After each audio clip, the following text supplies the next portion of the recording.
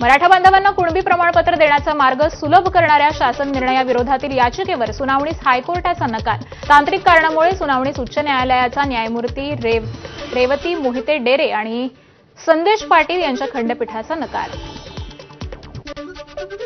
GST दरात कपात केल्यानंतर आजपासून नवे दर लागू। जवळपास 375 वस्तूंवरील दर कमी।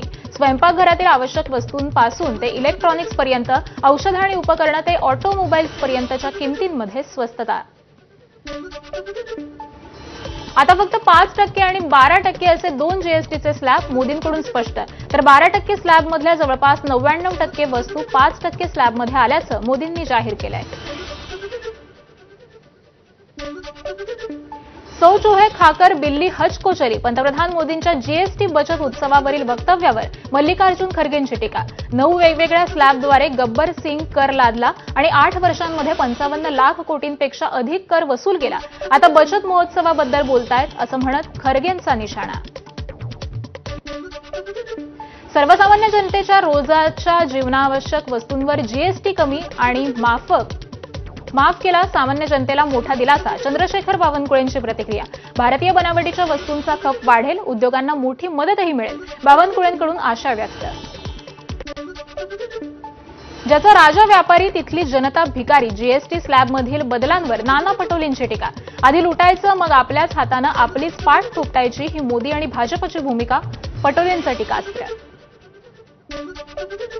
मनसेनं हकालपट्टी केलेले वैभव खेडकर मंगळवारी भाजपमध्ये प्रवेश करणार। रवींद्र चव्हाणांच्या उपस्थितीत शेकडो पदाधिकारी आणि कार्यकर्त्यांसह भाजप प्रवेश होणार। नारायण राणे आणि नितेश राणे पक्षप्रवेशाच्या वेळी उपस्थित राहण्याची शक्यता।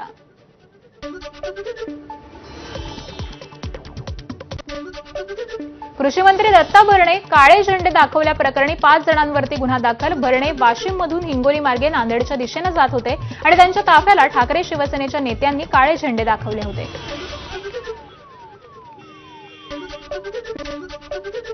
नाशिकमध्ये शेतकऱ्यांच्या कर्जमाफीसाठी मनसे आक्रमक। ओला दुष्काळ जाहीर करा, शेतकऱ्यांचा सातबारा कोरा करा या मागणीसाठी मनसेचं आंदोलन।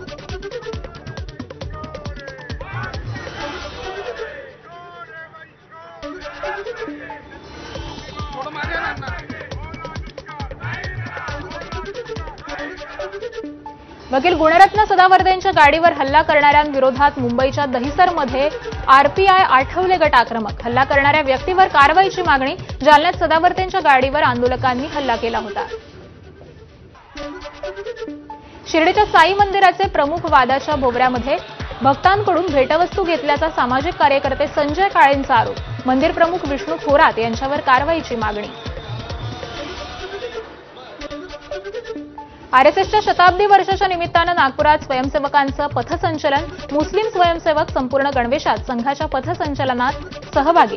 संघ जाती धर्माचा भेद कधीच पाळत नाही, संघाच्या शाखेत गेल्यानंतर हे कळतं। मुस्लिम स्वयंसेवकांची प्रतिक्रिया। अमरावती सुपर स्पेशालिटी रुग्णालयातील संपकरी डॉक्टर अजूनही संपावर कायम। मागील 1 महिन्यांपासून 65 डॉक्टर 1 वर्षाचा पगार थकल्यामुळे संपावर। नवी मुंबई महानगरपालिकेच्या सरळ सेवा भरतीला मुंबई उच्च न्यायालयाची स्थगिती। उच्च न्यायालय सुनावणी होणार आहे।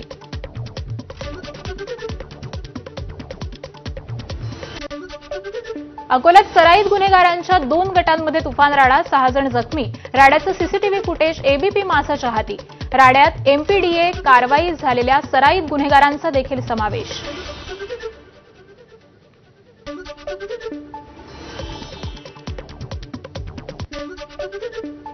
नागपूरच्या जीएस रायसोनी इंजिनिअरिंग कॉलेजमध्ये विद्यार्थ्यांनी कॅम्पसमध्ये बीएमडब्ल्यू कारनं स्टंटबाजी केल्याचा व्हिडिओ सोशल मीडियावर व्हायरल।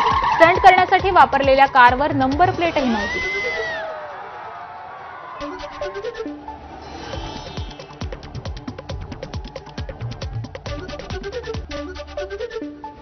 मुंबईतल्या कोस्टल रोडवरती भर पावसामध्ये लॅम्बॉर्गिनीचा भीषण अपघात। कार दुभाजकावर आदळली। अपघाताचा थरार सीसीटीव्हीमध्ये कैद।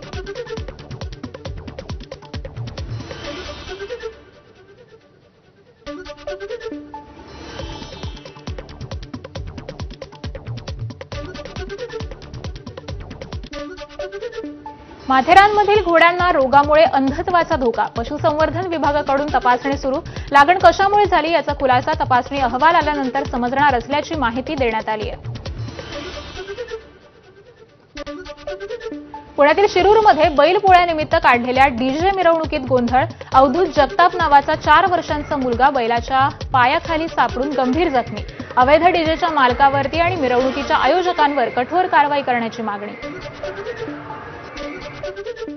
विरारमध्ये नवरात्रीच्या पहिल्याच दिवशी खड्ड्यानं एकाचा जीव घेतला. विरार पूर्व आरटीओ कार्यालयाजवळील घटना. स्कूटर खड्ड्यामध्ये पडली आणि चालक रस्त्यावर पडल्यामुळे टँकरनं चिरडलं. मुंबईच्या कांदिवली पश्चिम परिसरात मंदिरातील पुजाऱ्याकडून एका मुलीचा विनयभंग. लालजीपाडा परिसरामध्ये असलेल्या तारकेश्वर महादेव मंदिरातील घटना. पोलिसात गुन्हा दाखल होताच बदनामीच्या भीतीनं पुजाऱ्यानं आत्महत्या केली.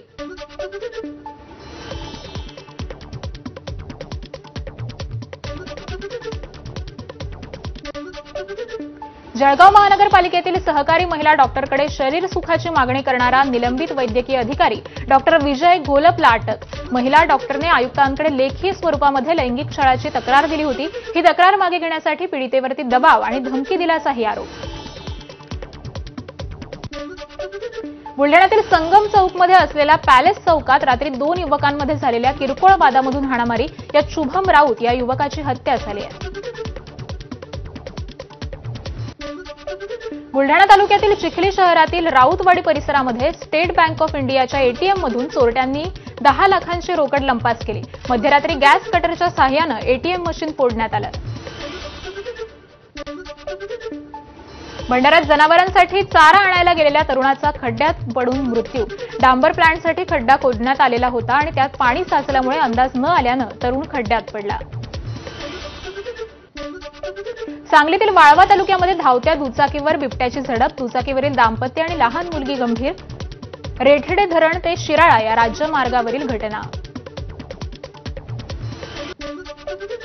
भारत व्यापार करारावरील चर्चेला गती देण्यासाठी भारताचं शिष्टमंडळ घेऊन केंद्रीय वाणिज्य आणि उद्योग मंत्री पियुष गोयल अमेरिकेच्या दौऱ्यावर. देशातील परस्पर फायदेशीर व्यापार करार हा लवकरात लवकर पूर्ण करण्याच्या उद्देशानं चर्चा पुढे नेण्याची या शिष्टमंडळाची योजना.